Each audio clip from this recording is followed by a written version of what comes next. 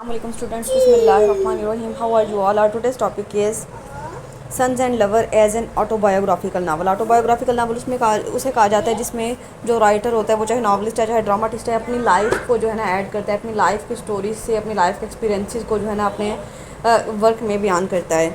तो ये नावल भी कुछ ऐसे ही है। Sons and lover is an autobiographical novel much of which is taken from Lawrence own early life in the middle land coal mining village of Eastwood. अब sons and lover जो है उसका ऑटोबायोग्राफिकल नावल इस वजह से है क्योंकि उसमें उसने वो अपनी ज़िंदगी के कुछ जो इब्तदाई ज़िंदगी के जो वाक़यात थे जब वो एक ईस्टवुड के गांव में रहा करता था और कोयले की कान करने का काम करता था उसको शामिल किया है।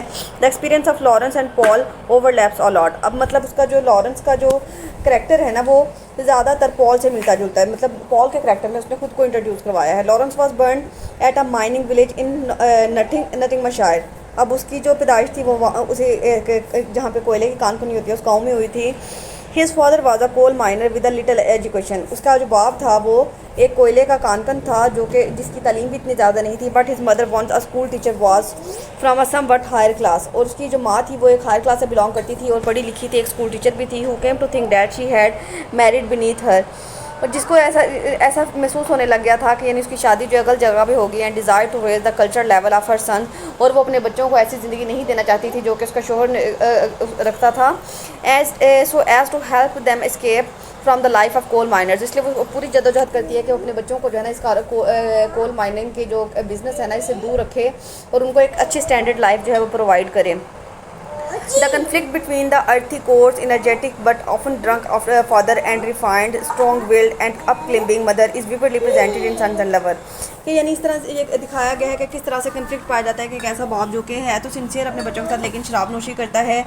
और इसके अलावा जो है उसकी माँ जो है वो बहुत ज़्यादा एनर्जेटिक है, पढ़ी लिखी भी है और जो है आला जज्बात रखती है और अपने बच्चों के जो है अपने बेटों के स्टैंडर्ड को अबव करना चाहती है। Lawrence was very close to his mother. Lawrence जो था वो ज़्यादातर अपनी माँ से मिलता जुलता था। So much that even he admitted that his relationship with his mother interfered with his own relationship with women. कि वो उसने खुद इस बात को तस्लीम किया था कि उसका रिलेशनशिप अपनी माँ के साथ ऐसा ही है जैसे कोई किसी औरत के साथ होता है। Lawrence confessed at one point that he looked at his mother in a sexual way. एक दफ़ा तो उसने ये भी बताया था कि वो अपनी माँ को जो है ना सेक्शुअल वे से देखता है, मतलब हवस की निगाहों से देखता है। His relationship with his father was very much like Paul's. Both young man sided with their mothers and clung to them. और उसका रिलेशनशिप अपने फादर के साथ बिल्कुल वैसा ही था जैसा कि पॉल का था, मतलब अपने बाप से दूर रहना, उसे डरे सहमे रहना, नफरत करना, उसको कमतर जानना। They had and detested their father and treated their mothers with love. यानी उसी तरह से वो भी जो थे अपने बाप से नफरत करते थे और अपनी माँ से मोहब्बत करते थे। As a young boy he was sickly and weak and prefer to stay at home. जब वो एक छोटा लड़का था या जवान था तो वो अक्सर बीमार और कमज़ोर रहता था और ज़्यादातर घर पे ही रुकता था with his mother and sister rather than play with the boys. मतलब बाहर के लड़कों के साथ खेलने के बजाय वो ज़्यादातर वक्त अपना घर में अपनी बहन और माँ के साथ गुजारता था। Lawrence was very intelligent and clever. वो बहुत ज़्यादा जहीन और चालाक था। He attended the Nottingham high school on scholarship. मतलब वजीफे पे उसने स्कूल में दाखिला लिया था। Later he became acquainted with Jessie Chambers whose family he was friendly with. बाद में उसकी मुलाकात जो थी जेसी चैम्बर्स से हुई थी जिसकी फैमिली जो थी उनके साथ बहुत ज़्यादा उनके साथ दोस्ताना ताल्लुकात थे। When he and his mother began visiting her farm. जब उसकी माँ जो थी अक्सर उनके फार्म पर विजिट करने लगे। जैसी was reserve and shy with him. तो जैसी कि उसके साथ जो रिलेशनशिप था वो थोड़ा सा वो उससे शर्माती थी, हिचकिचाती थी because she felt inferior to him, क्योंकि वो भी ऐसा समझती थी कि ये उससे कमतर है। The chamber family was impressed by Lawrence knowledge of literature and philosophy. जो चैम्बर की फैमिली थी वो बहुत ज़्यादा मुतासिर थी कि लॉरेंस के पास लिटरेचर और फिलोसफी का कितना इल्म है। Lawrence care for Jessie very deeply. Lawrence जो था वो जेसी का बहुत डीपली ख्याल रखा करता था। But he did not feel any attraction for her. लेकिन उसको उसमें कोई जो थी कशिश महसूस नहीं की होती। Jessie Chamber is the Miriam of Sons and Lovers. मतलब जैसे चैम्बर का जो करेक्टर है वो इस नावल की जो मिरियम को इंट्रोड्यूस करवाया गया ना उसको सिंबलाइज करता है। हिज रिलेशनशिप जैसी fluctuated between love and hate. अब उसका जो रिलेशनशिप जैसी के साथ था वो मोहब्बत और नफरत के दरमियान में लटका हुआ था। He intensely dislike the power she had over him. वो बहुत ज़्यादा शिद्दत से नफरत करने लगा था कि क्या वो क्यों उसके ऊपर वो पावर रखने लगी है, क्यों उस पर जो इतना हावी होने लगी है। His sister train to be teachers at the same school. अब उसकी जो his sister Ada introduced him to Louie Burrows. अब उसकी बहन ने उसको एक और लुई बोरोस के नाम से जो लड़की थी उसे मुतारफ़ करवाया। All of three them were train to be teachers at the same school. यानी वो तीनों जो थी वो उसी स्कूल पे जो थी एज अ टीचर उनको ट्रेन किया गया था। He ended his engagement with Jessie and began another with Louie Burrows in the last days of his mother's life, यानी अपनी माँ की ज़िंदगी के आखिरी दिनों में उसने अपनी पुरानी गर्लफ्रेंड के साथ अपने ताल्लुकात जो थे वो ख़त्म करके एक नई लड़की के साथ जो ताल्लुकात हमवार कर लिए। His mother died on December 10, 1910, उसकी माँ की वफ़ात जो थी 10 दिसंबर 1910 को हुई थी। Lawrence was ill and grief stricken for months आएगा यहाँ पे एन लगाइएगा कि लॉरेंस जो था बीमार रहा और क्योंकि वो अपनी माँ के साथ बहुत ज़्यादा अटैच था। Prior to his mother's death Lawrence started to write Sons and Lovers which he called Paul Morrell first, यानी फिर उसके बाद अपनी माँ की वफ़ात के बाद उसने ये नावल जो था ना सन्स एंड लवर लिखना स्टार्ट किया था, जिसको पहले उसका नाम जो था ना उसने पॉल मॉरल रखा था। Sons and lover is the most autobiographical novel Lawrence drew of his own memories and experiences to write the story of Paul Morel, क्योंकि ये उसका सबसे ज़्यादा ऑटोबायोग्राफिकल नावल है, क्योंकि सबसे ज़्यादा उसने अपनी लाइफ के तजर्बात को मुशाहदात को इसमें जो है इंट्रोड्यूस करवाया है। अपनी यादें जो हैं वो इस नावल में उसने भर दी हैं और जो पॉल मॉरल का करैक्टर है ना उसके ज़रिए वो अपनी ही स्टोरी को बयान कर रहे हैं। He met Frieda von Richthofen Weekley who was 6 year his senior, फिर उसके बाद उसकी मुलाकात फ्रीडा से होती है जो कि उससे 6 साल सीनियर होती है। फ्रीडा ऑलरेडी मैरिड, वो भी पहले से शादीशुदा होती है, but she run off with Lawrence to the continent, लेकिन वो लॉरेंस के साथ एक बरसगीर में भाग जाती है, living her their children and husband behind, और पीछे अपने बच्चों को शोहर को छोड़ जाती है।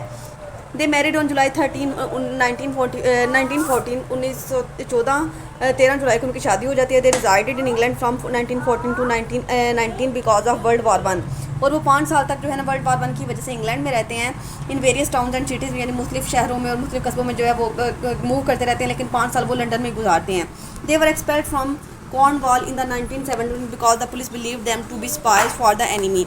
फिर उसके बाद 1917 में जो था ना उनको वहाँ से कॉर्नवाल से निकाल दिया गया था, क्योंकि पुलिस को ऐसा लगता था कि ये जो है दुश्मन के साथ मिले हुए जासूस हैं। After the war they left for Italy on November 1919, फिर जंग के बाद वो नवंबर 1919 में जो थे इटली चले गए थे, स्टेइंग एट द फोंटाना विचिका अंटिल 1922। फिर उसके बाद जो है 1922 तक वो जो है अपना सफ़र जो है फोंटाना में गुजारते हैं। In the novel Lawrence also showed us a picture of coal miners, अब इस नावल में उसने हमें एक कोल माइनर की, एक कोयले के कानून की तस्वीर भी दिखाई है। In England Midlands according to his life experience which convert the historical and social atmosphere in that period, क्योंकि इंग्लैंड का जो पीरियड था ना उस ज़माने में जो था बहुत ज़्यादा वहाँ पे तारीखी और सियासी जो फिजा थी ना बहुत ज़्यादा गर्म थी। The industrial procedure that developed very quickly destroyed farms and forest, और इसके अलावा सनती तरक्की जो थी उसकी वजह से बहुत ज़्यादा फार्म्स और जंगल जो थे वो तबाह हो रहे थे। एट द सेम टाइम उसी वक्त पे it made young handsome and animated guy like Walt become state up and even become handicapped, यानी फिर उसके बाद उसने जो था अपने प्रोफेशन को ज्वाइन करना शुरू कर दिया और वो जो था अपने काम में इस तरह से यानी इंटरेस्टेड हो गया कि ये हैंडीकैप कहते हैं कि यानी जिसमें कोई नुक्स ना हो। The miners did terrible hard labour in the dark and damp pits day and nights, यानी जो वहाँ के कोल माइनर्स होते थे ना वो दिन रात सख्त मेहनत करते थे। He and risk their lives all the time at the moment they enter the pits, मतलब जब वो वहाँ पे जहाँ पे कान को नहीं होती है ना उन कानों में एंटर होते थे तो वो अपनी ज़िंदगियाँ जो थे ख़तरे में डाल देते थे और इस एक लम्हा के लिए भी अपनी ज़िंदगी की परवाह नहीं थे करते। They became rough and primitive gradually, यानी आहिस्ता आहिस्ता उनकी जो ज़िंदगी थी परमेट्री कहते हैं कि अनडिनाएबल, नाकाबिल इनकार के, यानी वो आहिस्ता आहिस्ता जो थे वो उस काम के साथ इतना अटैच हो चुके थे कि वो उसे बिल्कुल भी छोड़ना नहीं चाहते थे। हालांकि ये काम जो था उनके लिए इतना सूटेबल नहीं था, उनकी हेल्थ के लिए, उनके स्किन के लिए। Only the wine can make them forget their distress and fatigue contemporarily, फिर उनके पास सिर्फ एक ही हाल था कि किस तरह से वो अपनी मिजरीज़ को या अपनी पेन्स को या फिर अपने जो स्ट्रेस है ना उसको कम करें, तो वो सिर्फ और सिर्फ शराब नोशी था। Only the crew terms can vent their wrath from their hearts, सिर्फ इसी के इस्तेमाल से जो उनका गुस्सा जो था या उनका जो गज़ब होता था वो कम हो जाता था। Then the coal miners had a given life style, फिर कोल माइनर्स को एक जो था एक तर्ज ज़िंदगी दिया गया। They cut rock beneath the ground and ill treated their wives, फिर वो क्या करते थे कि यानी पत्थरों की चट्टानों के नीचे जो थे वो ज़मीन को काटते थे और अपनी बीवियों के साथ बुरा सलूक करते थे गुस्से में, एंड चिल्ड्रन और बच्चों के साथ। Meanwhile their wives brought up children in the narrow and small houses, जबकि उनकी बीवियाँ जो थी वो छोटे छोटे तंग घरों में गुजारा किया करती थी, उनके बच्चों की परवरिश करती थी। And poke coal ash in the whole stove that, और जो थे अपने चूल्हे में कोयले जलाया करती थी। That connects with each other and communicated with neighbours, और हमसायों से ताल्लुकात होते थे। Through the muddy streets and lanes, तो गारे वाली मिट्टी गारे वाली गलियाँ तंग तंग, and were uneasy about a lot for the lost copper in the drawer and also worried about the baby which was going to be burn. और इसके अलावा यानी बहुत ही मुश्किल हालात में वो गुजारा करते थे, और यानी उन बच्चों के बारे में भी परेशान होते थे जो कि अभी पैदा होने वाले होते थे। In their eyes life was only left poverty and dirty. उनकी